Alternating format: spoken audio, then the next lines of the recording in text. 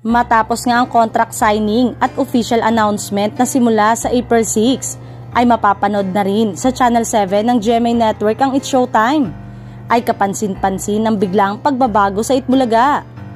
Sa latest at live episode ng Kapatid Noontime Show nitong Huwebes, ay may mga pagbabagong napanood ang Legit Dabarkad viewers.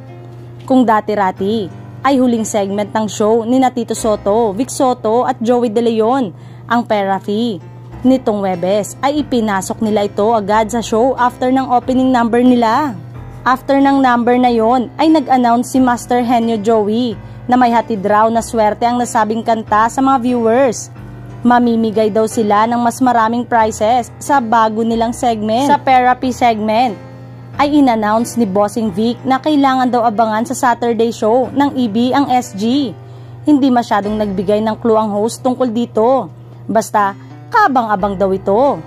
Sabat naman ni Joey, SG sa Gedli, sabay sabing joke lang, sabay takip ng muka.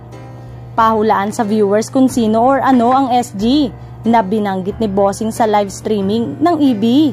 Napanood pa rin ang inaabangang segment na Gimme 5, laro ng mga henyo at sugod bahay mga kapatid, kung saan nagbigay pa ng birthday party ang noontime show.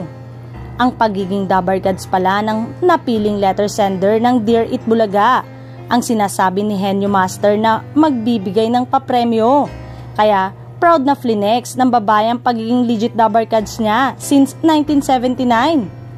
Ngayon pa lang ay ramdam na ang excitement sa mga susunod na episode ng EB. For sure, bonggang-bongga ang paghahanda ang gagawin ng Itbulaga sa April 6.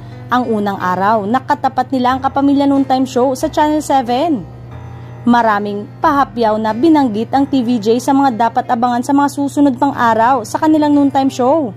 Sa Lunes hanggang Miyerkules next week ay may Lenten drama special ang mapapanood sa Itbulaga.